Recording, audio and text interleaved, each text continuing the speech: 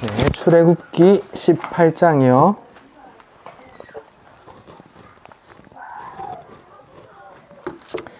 출애굽기 18장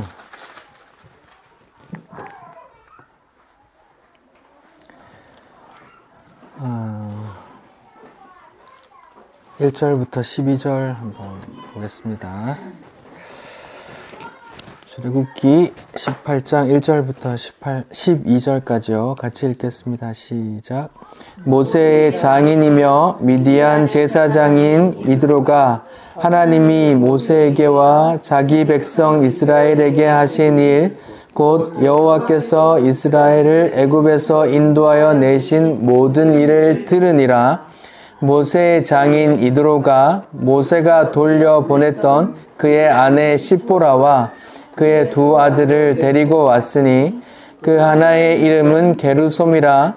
이는 모세가 이르기를 내가 이방에서 나그네가 되었다 하며, 하나의 이름은 엘리에셀이라.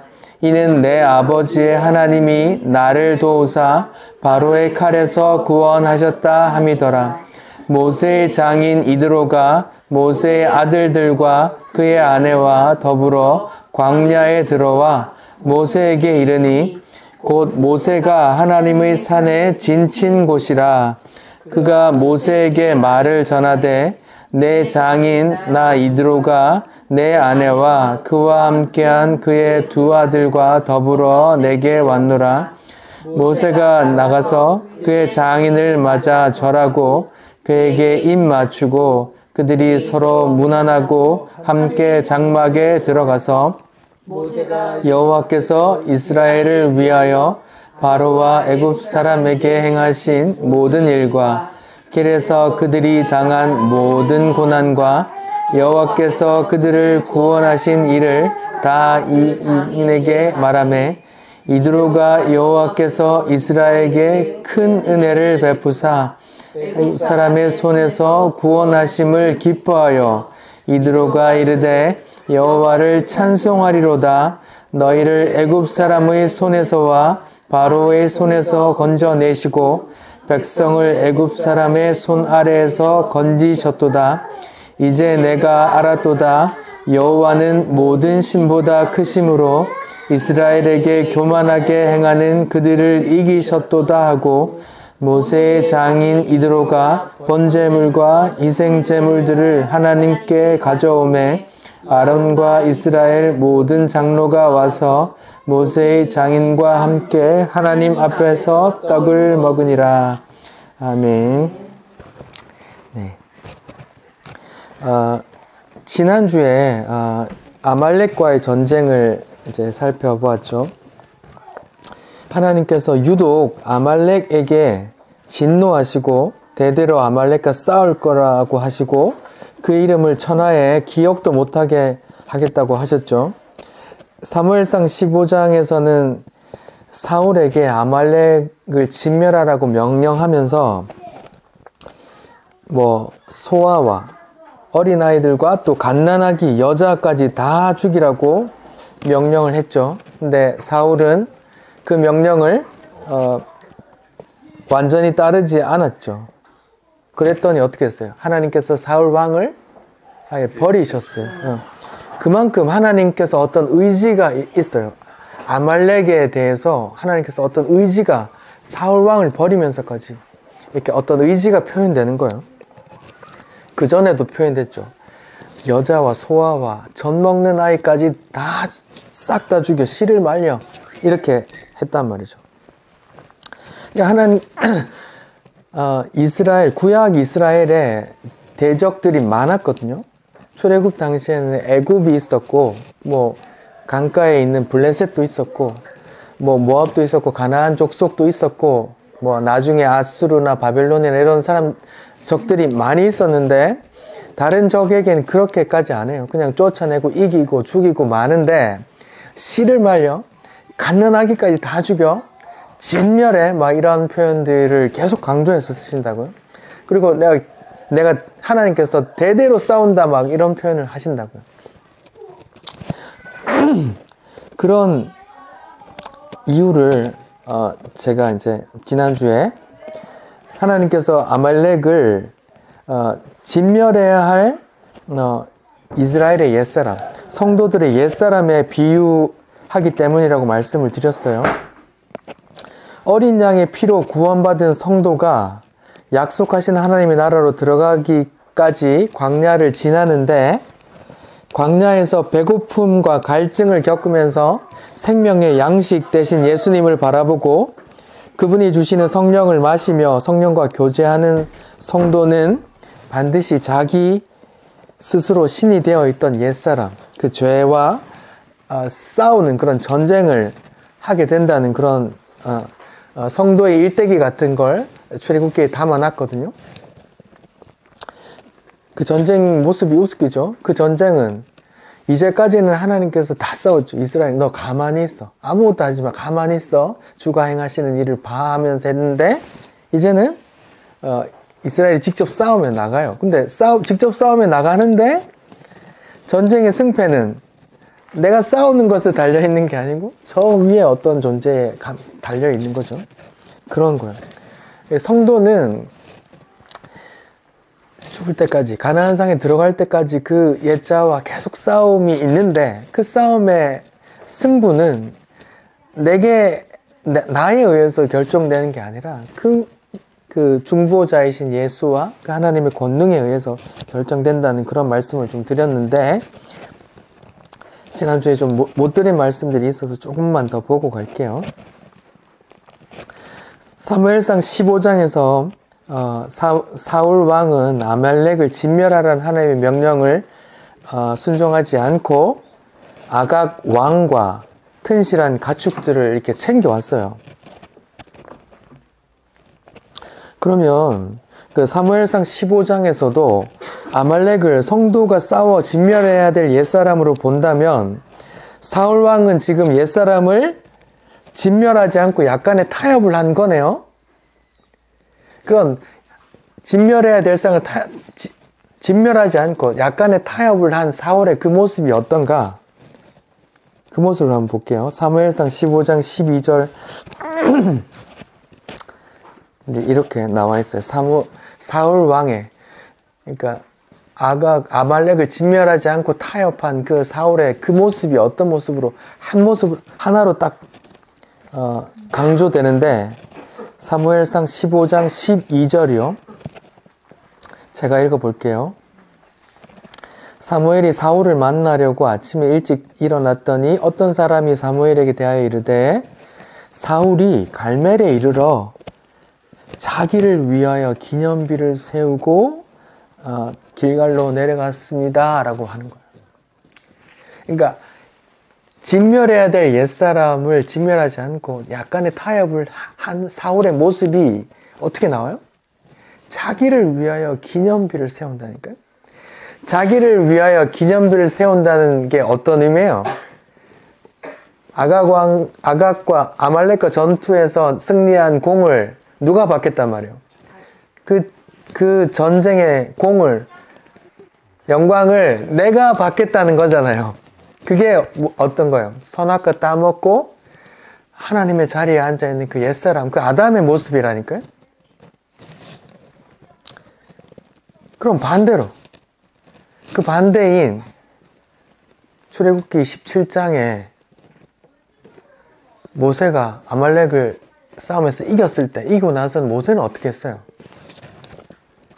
출애굽기 17장 15절 17장 15절에 모세가 제단을 쌓고 그 이름을 여호와 니시라 하고 이렇게 말했어요. 제단을 쌓았어요. 그리고 여호와 니시, 여호와는 깃발, 여호와는, 하나님은 승리의 깃발입니다. 하나님께서 이겼습니다 라고 제단을 쌓는 거예요. 이게 극명하게 대비되는 그 모습이에요. 아말렉을 진멸하지 않고 약간의 타협을 한 사울의 모습은 어떻게 나와요? 자기를 위하여 기념비를 세우는 모습으로 나와요. 여전히 옛사람 안에 있는 거예요. 그런데 모세에서 모습은, 출애굽기 17장에서의 모습은 어때요? 내가 이겼어 라고 모세도 자기 기념비 세울 수 있잖아요. 아니요. 그러니까 하나님께 제단을 쌓았는데 거기 이름을 여호와 니시라 행했어요. 하나님은 승리의 깃발입니다. 하나님께서 승리를 주셨습니다. 라고 했단 말이죠. 요 두 가지가 이렇게 극명하게 드러나는 그런 모습이에요.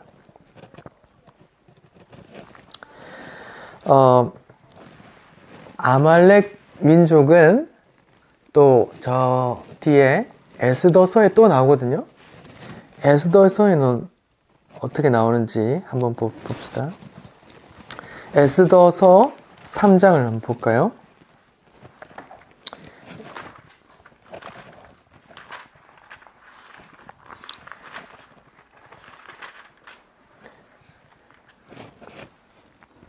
에스더서는 이제 바사왕, 페르시아예요. 이제 이스라엘은 다 이제 망했고, 페르시아의 왕 아하수에로 왕 시절의 이야기예요. 그러니까 말하자면 이스라엘은 그 당시에 이제 페르시아의 노예로 이제 끌려가 있는 무리였던 거죠. 에스더서 3장을 볼게요. 제가 읽어보겠습니다. 1절. 그 후에 아하수에로 왕이 아각 사람 함무다다의 아들 하만, 이렇게 나오는데요. 여기 아각이라고 한 사람 나오죠. 아까 사무엘상 15장에서 아말렉의 왕 이름이 아각이었어요. 그럼 여기 나오는 에스더서에서 나오는 그 대적 하만의 이름, 하만은 그 아말렉 왕족의 후손이란 말입니다. 하만이라는 사람이 등장하는 거예요. 왕이 하만의 지위를 높이 올려 모든 대신들 위에 이제 총리로 세웠단 말이에요. 대궐 문에 있는 왕의 모든 신하들이 다 왕의 명령대로 하만에게 꿇어 절하게 만들었어요. 근데 모르드게는 절하지 않아요. 결코 하만에게 절하지 않는 거야. 왜? 모르드게는 유대인이거든. 근데 그때 모르드게는 노예 종이었단 말이에요. 말하자면 거기 문지기 정도 되는 일을 하고 있었는데, 그 과거에 아말렉과 하나님께서 하신 그 말씀들을 아는 거야. 유대인이기 때문에. 그래서 그 나라 총리가 되어 모든 신하들이 다 절하는데, 하만이 그 왕궁을 지나갈 때, 대문을 지나갈 때 다 절하는데, 무슨 짱돌 같은 이 모르드게는 에스더 왕비의 사촌 오빠죠. 절을 안 하는 거야. 그래 봐요. 대궐 문에 있는 왕의 신하들이 모르드게에게 이르되, 야, 니는 왜 왕의 명령에 거역하냐? 이게 날마다 권하되, 날마다 야, 너 인사해야 돼, 너 엎드려야 돼, 이렇게 계속 날마다 했는데도 모르드게가 듣지 아니하고, 자기는 뭐래요? 자기는 유대인임을 알렸더니. 유대인이 뭔데요? 절대로 아말렉에게 굽신하면 안 된다는 걸 아는 거예요. 아말렉이라는 존재가 그런 존재란 말이에요. 유대인들이 절대로 타협해서는 안 될 존재, 진멸해야 될 존재로 유대인들은 후손들이지만 이미 알고 있었던.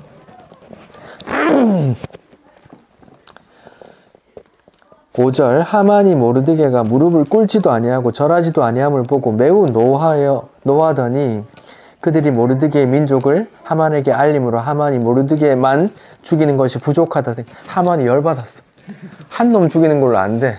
내가 이 민족들 싹 다 죽여야 되겠다라고 이제 히틀러처럼 그런 생각을 한 거예요. 그런 힘까지 있단 말이에요. 생각하고 아하수에로의 온 나라에 있는 유다인 곧 모르드게의 민족을 다 멸하고자 하더라. 그래서 아하수에로 왕 제12년 첫 달 곧 니산월에 무리가 하만 앞에서 날과 달에 대하여 부르, 날을 이제 제비 뽑았단 말이에요. 부르라는 날이요. 곧 제비를 뽑아 12달 곧 아달월을 얻은지라. 이제 아달 3장 13절에 보면 아달월 13일 이런 날짜를 정했어요. 그때 유대 민족을 싹 다 진멸하겠다고 아말렉 후손인 하만이 뜻을 정했단 말이에요.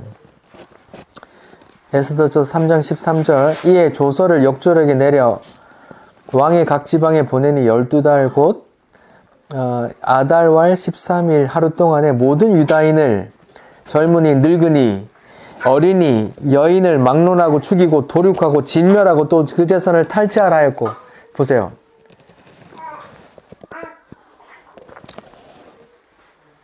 그 옛사람의 모습으로 나오는 이 하만이 오히려 반대로 유대인을 어떻게 해요? 진멸하려고 하는 거예요. 진멸하려고 한다면 여자고 남자고 어린아이고 뭐 상관없이 다 죽여! 이렇게 한단 말이에요. 재밌죠? 이 명령을 각 지방에 전해요. 그리고 모든 민족에게 선포해서 이 날을 위해 다 준비하고 있어. 내가 큐 하면 다 죽여. 이렇게 이제 전국에 조서를 내렸어요. 왕의 도장을 찍어서. 그 와중에 7장 10절, 에스더서 7장 10절에 이제 모르드게를 이제 매달아 죽이려고 나무를 준비해요. 모르드게를 매달려고 나무를 준비하거든요. 50규빗 되는 나무를 준비해요. 거기 대나무에 모르드게를 매달아 죽이려고 했단 말이에요. 근데 결국은 어떻게 돼요? 자기가 그 대나무에 매달려 죽임 당하거든요. 7장 10절에 모르드게를 매달려고 한 나무에 하만을 다니 왕의 진노가 그치니라 했단 말이죠. 오히려 반대로 하만이 그 나무에 달려 죽어요. 나무에 달려 죽어요. 누가? 아말렉의 후손이 하만이 나무에 달려 죽는다니까요. 원래는 누구를 죽이려 했는데 이스라엘을 죽이려고 했는데 나무에 달려 죽인다고요. 뭐 나무에 달려 죽는 사람은 저주받은 자고 뭐 노뱀이고 다 신약이 뭘 상징해요? 예수 십자가를 상징한단 말이에요. 근데 이 진멸하는 어떤 대상이 거기 나무에 달려 죽는다고요. 우리 옛사람, 하나님의 진노, 진멸의 뜻이 거기 담겨 있다고. 근데 그 진노를 누가 받고 우리 대신 그 자리에서 죽으셨잖아요? 예수님이란 말이에요. 예수님께서 하나님의 그 진노를 받고 저주받은 자처럼 그 하만처럼 거기 달려 죽으셨다. 아말렉처럼 거기 달려 죽으셨다는 걸 의미하는 거예요. 그리고 나서 도륙했다는 말이 나오는데 에스더서 9장 10절 함무다다의 손자의 유다의 대적 하만의 10 아들을 다 죽여요. 다 죽였다 그러고 9장 16절에 왕의 각 지방에 있는 다른 유다 사람들이 모여서 생명을 보호하고 대적들을 다 죽이니까 어때요? 9장 16절에 7만 5천 명을 도륙하되 그들의 재산에 손대지 아니하더라. 그래서 아달월 13일이 유대인들에게 부림절이라는 명절로 지어져요. 명절로 지어진다니까요. 부림절이라고 지켜져요. 여러분 이스라엘의 명절은 어떤 때 써요? 6월절 어떤 의미예요? 복음이 담겨 있잖아요. 6월절, 무교절 뭐 다 복음이 담겨 있는 절기들이거든요. 근데 부림절이라고 해서 아말렉 민족을 싹 진멸한 그날을 명절로 지켜요. 이게 어떤 의미일까요? 어떤 그런 의미가 있다니까요. 단순히 어떤 이방 민족 하나를 진멸하는 그런 게 아니에요. 복음이 담겨 있다니까요. 그 옛사람을 진멸하는 그 민족. 그 진멸하고 내가 구원을 얻었다. 그런 걸 명절에 담아 놓은 거잖아요.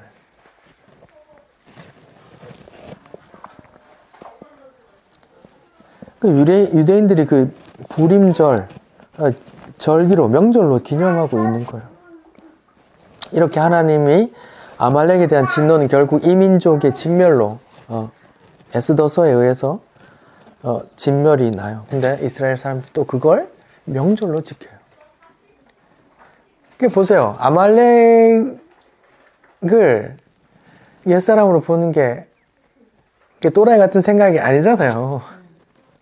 성경 전체를 보면 그런 게 담겨 있다니까요. 하나님이 왜 그렇게 진멸할까? 여자, 뭐 갓난아기까지 싹 죽여라고 이렇게 하는 의미가 있다니까요. 그게 안타깝지만 그 아말렉이라는 족속은 그냥 그런 하나님의 진노받을 어떤 존재를 이렇게 모형하기 위해서 그냥 쓰인 거예요. 하나님의 도구로. 그리고 그 나무에 달려 죽는 것도 참 재미있잖아요.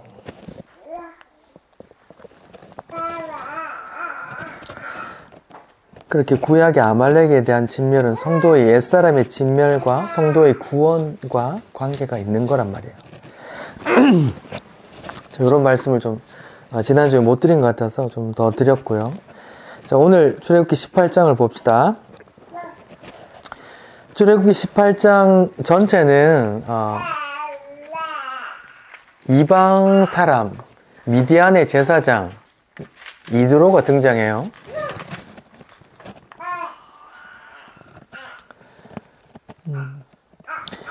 18장 1절에서 12절까지는 그 모세의 장인이 그 모세의 처와 시보라 처와 아들 둘을 데리고 와서 이제 교제하는 걸 찬송하고 교제하는 걸 표현하고 13절부터는 그 이드로가 이스라엘 민족에게 어떤 민족의 조직을 정비하도록 첨언을 해요. 뭐 10부장, 50부장, 뭐 100부장, 1000부장을 세우면 모세야 네가 좀 덜 힘들지 않겠냐. 네가 언제까지 이렇게 하루 종일 백성은 백성대로 피곤하고 니는 니대로 피곤하지 않겠냐. 뭐 이렇게 이런 얘기가 나오거든요. 근데 보세요. 출애굽기 18장이라는 본문 자체가 좀 이렇게 그 출애굽의 흐름과 이렇게 좀 마치 이렇게 책갈피처럼 이렇게 끼워놓은 것 같은 그런 느낌이 들거든요. 근데 이거를 또 어떻게 해석을 해야 될까요? 제가 지금 출애굽기를 계속 그 이스라엘의 이야기를 우리 영적인 이스라엘은 우리 성도의 이야기로 계속 해석을 하고 있어요. 홍해를 세례받은 걸로 보고 만나 먹은 걸 그 육의 양식이 아니라 신령한 양식 먹은 걸로 해석하고 그 바위에서 물 나온 걸 바위 깨진 바위가 예수고 그래서 예수가 죽음으로 우리에게 선물로 주신 성령으로 지금 제가 계속 해석해 드렸단 말이에요. 그리고 주의 생명의 양식과 성령의 다스림을 받는 그 자들이 아말렉과의 전투를 한다. 이런 이야기까지 제가 지난주에 드렸단 말이에요. 그러면 그 흐름 속에서 출애굽기 18장은 어떻게 해석할 건데요? 하는 질문이 생기잖아요. 여러분은 어떻게 해석하시겠어요? 출애굽기 18장에 모세의 장인이 모세의 처 시보라와 두 아들을 데리고 와서 이제 교제를 해요. 이런 본문을 가지고 교회에서는 이런 설교를 하곤 해요. 가족, 안 믿는 가족 교회 데려와 같이 예배 보자. 이렇게 하거나 이방 사람, 하나님을 모르던 이방 사람이 하나님의 소문을 듣고 모세에게 와서 같이 예배하는 거야. 그러니까 당신들도 하나님의 소문을 많이 내세요. 그래서 사람들 오게 해서 전도합시다. 이렇게 설교를 하세요. 틀린 말 아니죠. 성도에게 하나님의 역사, 하나님의 복음을 전하는 것은 성도의 기본적인 사명이잖아요. 그 얘기 틀린 얘기 아닌데 제가 이제까지 설교해왔던 그런 영적인 이스라엘의 성도에게는 어떤 이미지가 될까 이런 걸 염두에 두고 한번 들어보세요.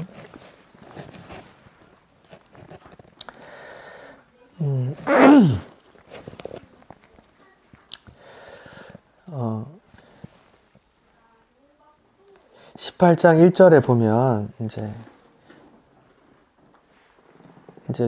모세의 장인 미디안 제사장이에요. 그러니까 미디안에서 되게 높은 사람인 거죠. 미디안 제사장이면 하나님을 섬기는 사람일까요? 아니면 그 나라의 어떤 우상을 섬기는 사람일까요? 예, 그냥 하나님을 섬기는 사람이 아니에요. 그냥 그 민족을 대표해서 그 신께 어떤 자기 나라 신께 이렇게 중간자 역할을 하는 그런 존재란 말이에요. 근데 뭐예요? 하나님의 이야기를 들었다 그래요. 18장 1절 끝에 보면 하나님께서 인도하신 모든 일을 들었다 그래요. 그래서 이제 오는 거예요. 근데 이제 데리고 모세에게 찾아온 장소가 어디냐면 이제 5절에 나오는데 모세의 장인 이드로가 모세의 아들들과 그 아내와 더불어 광야에 들어와 모세에게 이르니 곧 어디래요? 모세가 하나님의 산 진친 곳이라 그래요. 출애굽기에서 하나님의 산은 어딜까요? 신의 산, 호렙산, 하나님의 산 다 같은 말이에요.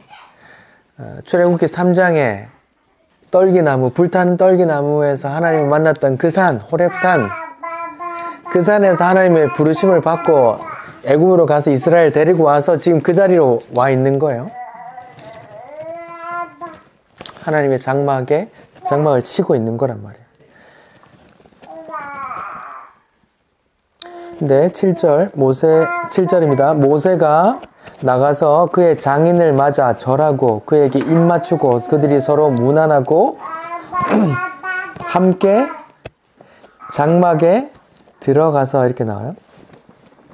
여기 18장 7절에 되게 중요한, 되게 뜻깊은 인사, 되게 좀 심도 있는 인사가 나와요. 그냥 뭐 뽀뽀만 할 수 있고 인사만 할 수 있고 뭐 한데 절까지 하고 막 서로 끌어안고 인사하고 막 이렇게 표현한단 말이에요. 서로 문안하고 또 함께 어디로 들어가요? 또 하나님의 장막에 들어간대. 하나님의 산에서 진을 쳤는데 거기는 어딜까요? 하나님의 장막이라고 하면 하나님의 성막, 아직 이제 그런 성전 이제 그런 계시를 안 받아서 만들진 않았잖아요. 아직 만들기 전이니까. 근데 그곳은 모세가 있는 장막이라고 할 수 있어요. 하나님의 백성이 거하는 그 장막 말이에요. 이런 그림이에요. 그러니까 이방에 우상을 섬기던 대표 주자가 하나가 갑자기 등장해서 모세랑 부둥켜 안고 인사하고 뽀뽀하고 하면서 어떻게 해요? 갑자기 하나님의 장막으로 들어가는 거예요.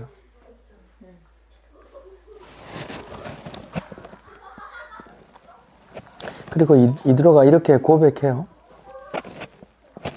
그러니까 장막에 들어가서 먼저 모세가 하나님이 하신 일을 다 얘기합니다. 오늘 장인이 계속 나오네요. 장인. 박 선생님이 곧 장인 어른이 되실지도 모르는데 장인이 나오네요.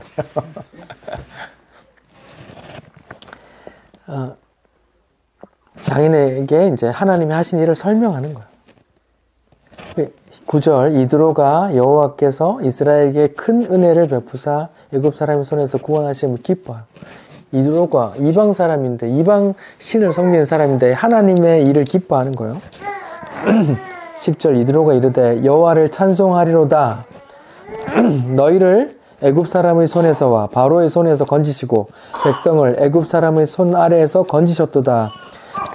11절 이제 내가 알았도다. 이제 내가 알았다 그래요.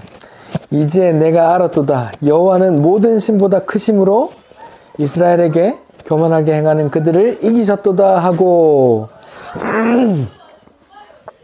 그리고 나서 모세의 장인 이드로가 뭘 갖고 와요? 번제물과 희생제물들을 하나님께 가져와서 제사 지내고 아론과 이스라엘 모든 장로가 와서 모세의 장인과 함께 하나님 앞에서 떡을 떼는다. 예배하고 성찬하는 거예요. 누가? 이방인의 어떤 대표가 와서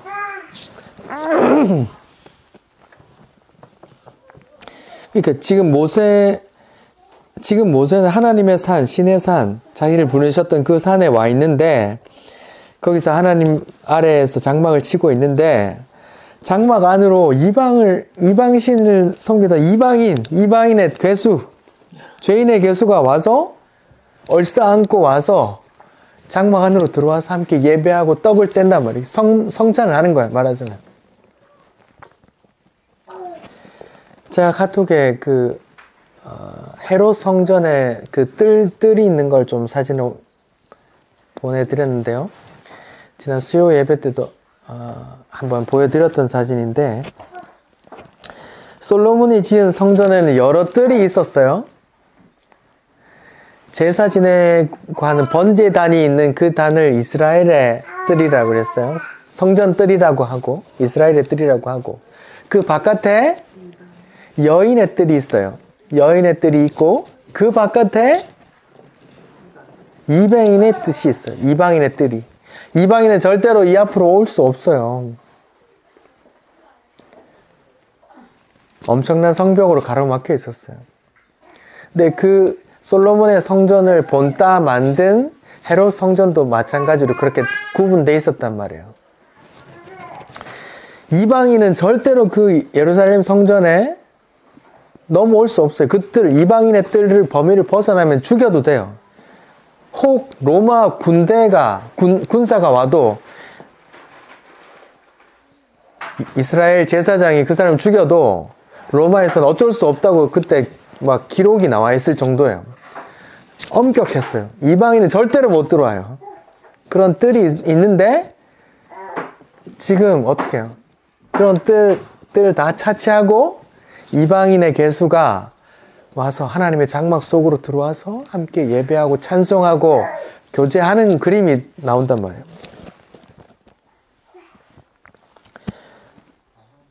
우리 모두는 하나님을 모르던 이방인이었잖아요. 절대로 이스라엘의 성전에 들어갈 수 없는 그런 이방인이었다니까요. 근데 오직 하나님의 은혜로 모세의 장막 안으로 들어가서 함께 예배하고 교제할 수 있는 존재가 된 거예요. 본문의 이드로처럼 말이에요. 이드로의 고백을 볼게요. 10절입니다. 여호와를 찬송하리로다. 너희를 애굽 사람의 손에서 바로 손에서 건져내시고 백성을 애굽 사람의 손에서 건져내셨도다. 이제 내가 알았도다. 이제 내가 알았어. 여호와는 모든 신보다 크심으로. 이렇게 말하죠.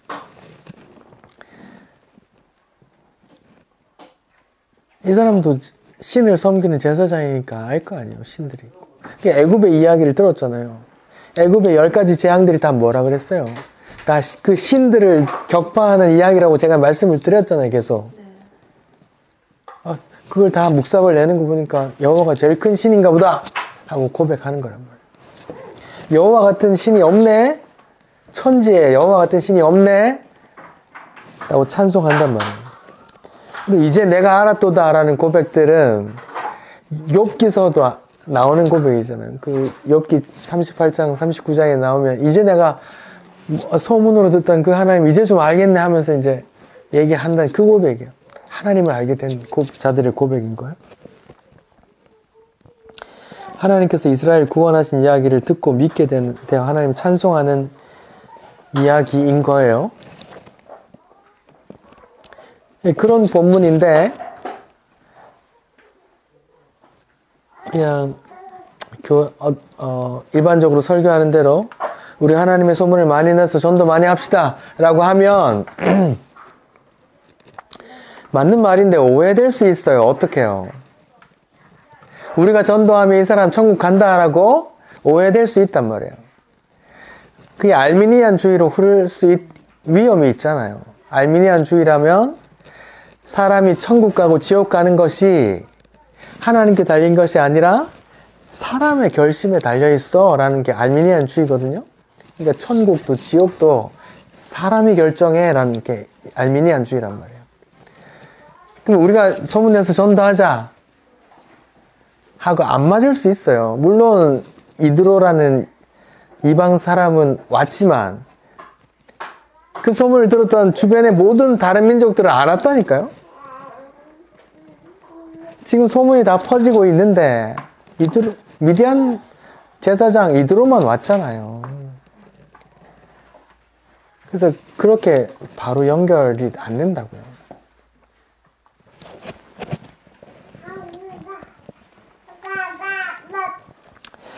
그러니까 이방인이 하나님의 소문을 듣고 와서 하나님을 찬송하고 함께 장막에 들어와 교제하고 떡을 떼는 그 이야기인 거예요.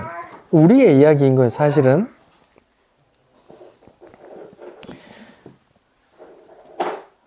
그러니까 우리가 영원히 찬송할 제목은 성경에 기록된 대로 하나님께서 강한 권능으로 이스라엘을 구원하시고 신령한 양식과 신령한 물을 마시게 하셨다는 거죠. 왜요? 우리가 바로 영적 이스라엘이기 때문에 그래요. 우리 삶 속에서 하나님의 이야기를 전해야 된다는 거예요. 하나님의 이야기를. 베드로전서 2장 9절 제가 읽어볼게요. 그러나 너희는 택하신 족속이요 왕같은 제사장들이요 거룩한 나라요 그의 소유가 된 백성이니, 요 본문이 이제 19장에 출애굽기 19장에 또 나와요. 이는 너희를 어두운 데서 불러내어 그의 기이한 빛에 들어가게 하신 이의 아름다운 덕을 선포하게 하심이라, 그런 거죠. 그러니까 우리의 존재 목적은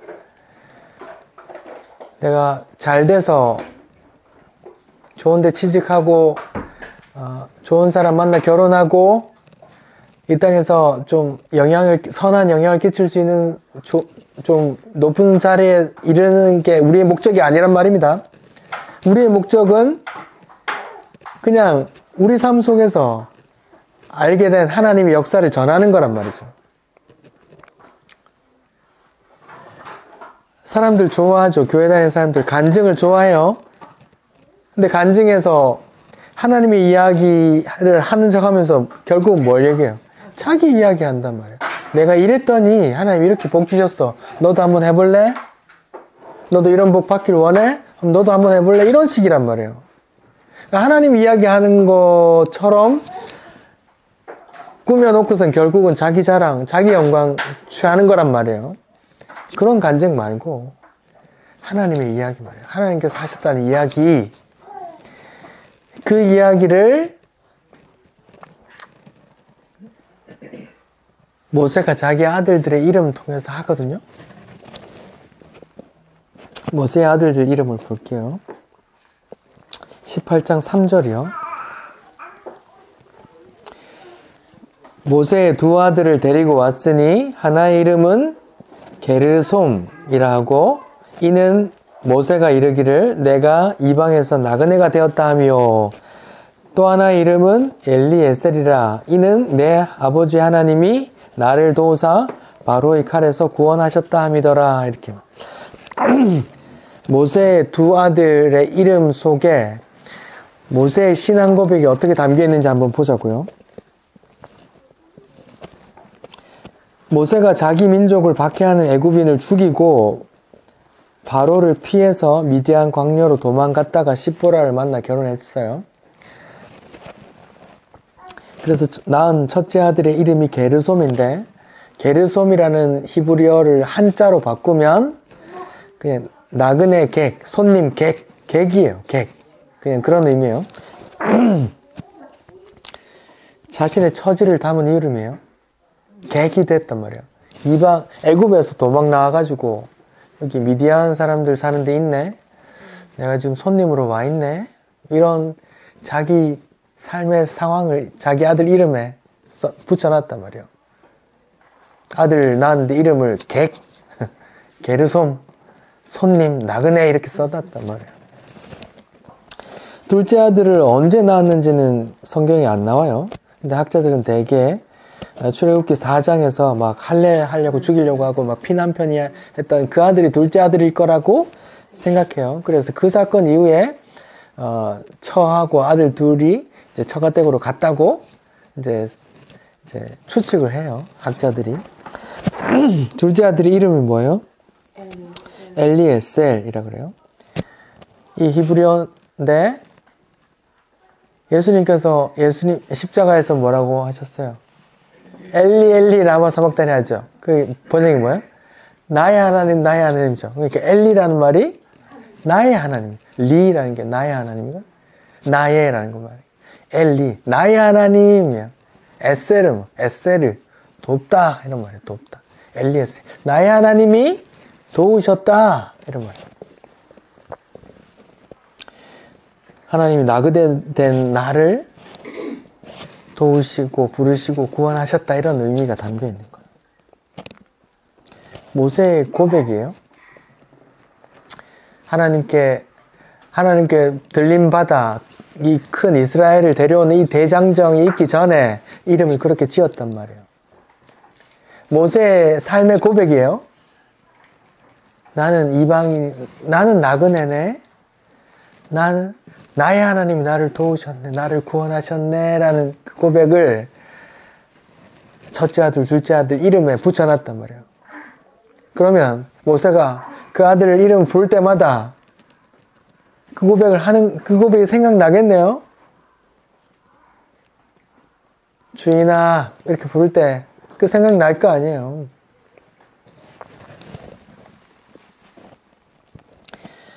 모세의 삶과 그 모세의 신앙 고백이 담긴 이름이란 말이에요. 그런데 이 고백 또한 우리의 고백이 될까요? 안 될까요? 돼요. 성경은 성도를 이 땅에서 뿌리박고 영원히 살 사람이라고 하잖아요. 그쵸? 아니죠? 네. 성경은 성도를 이 땅에서 뿌리박고 영원히 살 사람이 아니라 잠시 있다 갈 나그네라고 하잖아요. 나그네 맞나요? 제가 아는 많은 분들도 나그네로 이미 지나가고 없어요. 얼마 전에 제 장인 어른이 떠나가셨는데 나그네예요. 나그네. 잠깐 있다 가는 그런 나그네예요.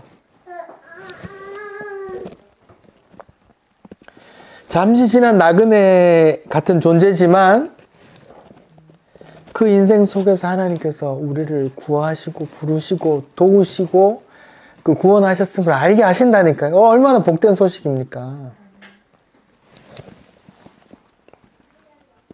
얼마나 감사해요. 잠깐 지나가는 안개 같은 인생에서 하나님이 도우심을 깨닫는 것 자체가 얼마나 큰 거예요.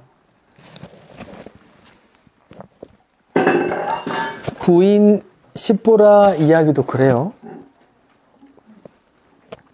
그가 이제는 이스라엘 속으로 들어오잖아요. 그럼 그가 나그네가 되는 거네요. 이방인이지만 모세라는 남편으로 인해서 하나님의 장막 안에서 교제하게 되네요. 그렇게 이스라엘은 하나님께서 반드시 승리케 하시는 아말렉과의 전쟁을 마치고 이방인이 하나님의 장막 속으로 편입되는 이야기를 여기 출애굽기 18장에 담아놓고 있는 거예요. 13절부터는 주의 몸된 이스라엘을 조직해요. 혼자 사람들을 다 재판하고 있으니까 모세가 장인 어른 이드로가 다음날 이제 보니까 모세가 하루 종일 사람들하고 씨름하고 있는 거야. 근데 끝도 안 나. 아직 모세를 못 만난 사람들이 저기 줄이 막 9만리 서 있는 거예요. 그러니까 답답하니까 이렇게 조언을 해주는데, 그러면서 이제 10부장, 50부장, 100부장, 1000부장을 세워서 이제 먼저 네가 그 사람들에게 주의 법도를 가르치고 그렇게 하라고 하면 그 사람들이 그 기준에 의해서 하면 네가 하는 거하고 다 똑같지 않겠니 하면서 이렇게 그런 걸 하거든요. 출애굽기 18장은 이방인이 함께 교제하는 것과 또 주의 몸된 이스라엘을 이렇게 세우는 모습을 드러내요. 에베소서 4장 11절 12절 제가 읽어볼게요. 그가 어떤 사람은 사도로, 어떤 사람은 선지자로, 어떤 사람은 복음 전하는 자로, 어떤 사람은 목사와 교사로 삼으셨으니 이는 성도를 어떻게 하여? 온전하게 하여 봉사하는 일을 하게 하며 그리스도의 몸을 세우려 하심이라. 이렇게 나와요. 그리스도의 몸을 세우려 하심이라. 이렇게 나와요. 여기서 몸이 이야기가 나오거든요. 몸. 우리 뭐 손가락, 발가락, 뭐 눈, 코, 입 다, 털 뭐 다 다르지만 한 몸이라고 하잖아요. 근데 그 몸을 세우는데 사람을 세우는 거죠. 자, 교회는 목사나 어떤 유력한 장로 한 사람의 비전이나 목적을 이루는 공동체가 아니에요. 절대 아닙니다. 목사라도 어떤 유력한 장로라도 그 이름이 더 드러나서는 안 돼요. 그럼 주의 몸에서 암 같은 존재가 되는 겁니다. 주의 몸은 머리는 주님만 드러나는 거예요. 그러기 위해서 주의 몸을 세워나가는 거예요. 모세도 그러기 위해서 사람을 세우는 거예요. 모세가 만약에 다른 사람을 세웠는데 각기 다 자기 영광을 추구하고 자기 기념비를 세우고 하면 다 도려내야 될 암이 되는 거예요. 요즘은 교회 이꼴 목사 이름으로 통해요. 그 교회 몰라?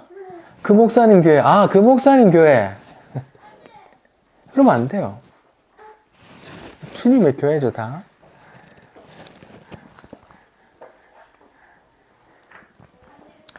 그 한 몸이라는 존재가 언제 깨졌어요? 선악과 따먹고 깨졌거든요. 그전에는 그러면 한 몸이었겠네요. 그러면 한 몸을 이제 어떻게 알아요? 한 몸이라 그래요. 창세기 2장 22절 23절 제가 읽어볼게요. 하나님께서 하와를 만드시고 아담에게 끌어오는 장면이 이르거든요. 여호와 하나님이 아담에게 취하신 그 갈빗대로 여자를 만드시고 그를 아담에게서 이끌어 오시니 아담이 이르되 뭐라 그래요? 이는데 뼈 중에 뼈요 살 중에 살이라. 이게 무슨 말이에요? 내 몸이네 이렇게 말해요. 내 한 몸이네 이렇게 말하는 거예요. 그게 또 하나님의 뜻이에요. 24절 창세기 2장 24절 이러므로 남자가 부모를 떠나 그 아내와 합하여 둘이 또 한 몸을 이루는 거예요. 여기는 또 예언적인 성품이 담겨있죠. 성격이 예수님의 신부로 예수님과 한 몸 된 교회 성도들의 신분을 말할 뜻한다고 할 수 있는 거잖아요. 아담이 하와 보고 내 살이다 내 뼈다 라고 한 몸이라고 고백하는 거예요. 하나님의 뜻도 둘이 한 몸 되라고 하는 거고요. 이 관계는 예수님과 신부된 교회 성도의 관계를 나타내는 걸로 볼 수 있잖아요. 예수님 또한 성도를 자기 몸의 일부로 여기셨어요. 언제 그러셨어요?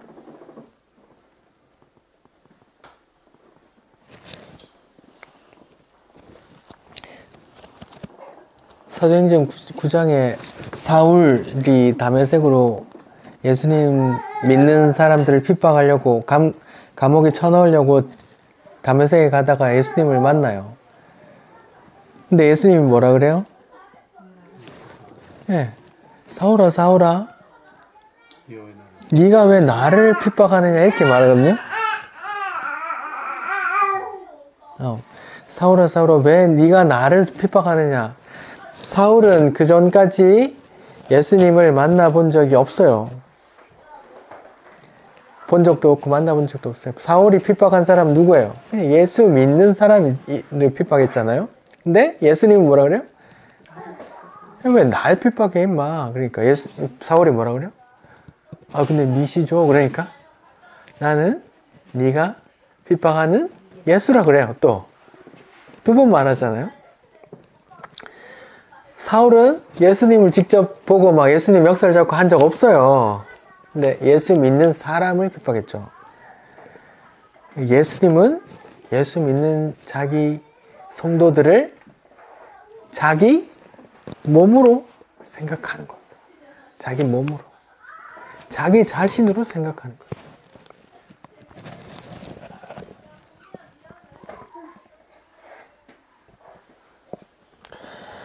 그 예수님 때문에 우리가 서로 사랑해야만 해요.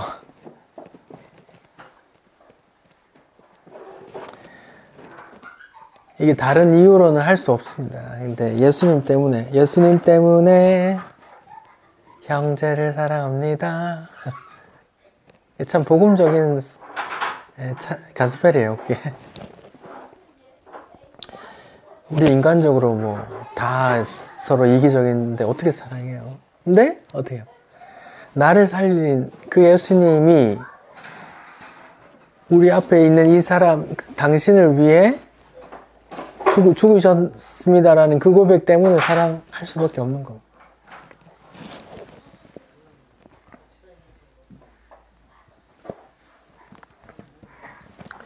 그렇게 출애굽기 18장에서 이방인이 들어오고 또 주의 몸이 조직적으로 세워지고 유기적으로 세워지고 그 다음에 19장에서 하나님이 강림하세요. 그렇다면 이 흐름이 연결되는 거죠. 18장에서 주의 몸된 교회가 조직되고 유기적으로 돼요. 천부장, 백부장, 십부장은 이방 사람들이 들으면 아 저기가 이제 군대가 조직됐구나, 개편됐구나, 서열화가 됐구나, 계급화가 됐구나 이렇게 알아듣지만 성도가 들으면 절대로 그렇게 들리면 안 되고 유기적인 조직이 되었구나 이렇게 들어야 돼요. 계급이 아닙니다. 지금 교회의 모든 직분이 계급이 됐죠. 서리 집사, 안수 집사, 그 다음 장로 이렇게 됐잖아요. 그쵸? 그런 거 아닙니다.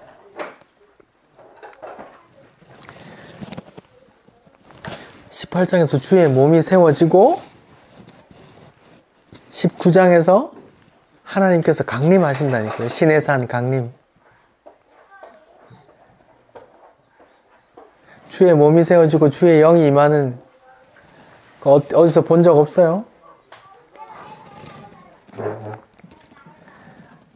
창세기 2장에 하나님께서 흙으로 사람을 지으신 다음에 그 코에 생기를 불어넣으시는 그 장면하고도 연결되죠.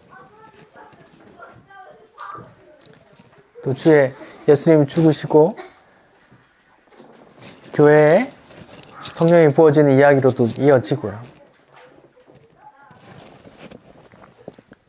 그렇게 19장이 되면 하나님이 이스라엘에게 강림을 하신다는 말입니다. 우린 그렇게 주의 몸이 되고 또 주의 영이 부어졌단 말입니다. 우린 주의 몸으로 또 모세의 아들 이름들처럼 우리 삶 속에 하나님께서 하신 일에 대한 신앙 고백을 하면서 예수님을 증거하는 주의 몸이요 주의 영이 부어진 자들로 또 교회로 그렇게 살아가시길 바랍니다. 기도하겠습니다.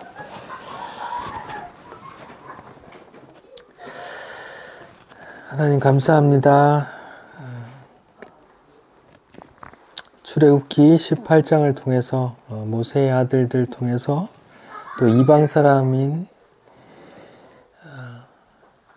이드로를 통해서 또 은혜의 말씀을 또 알려주시니 감사합니다. 하나님 나그네같이 잠깐 있다 가는 인생에서 천지를 만드신 또 구원할 능력이 있으신 하나님을 알고 또 하나님께서 우리를 구원하셨다는 걸 알미 얼마나 복된지요. 우리 가운데 예수로 인해 서로 사랑하고 예수로 인해 서로 위로하고 그렇게 주의 몸을 세워나가길 바랍니다. 감사합니다. 예수님 이름으로 기도드립니다.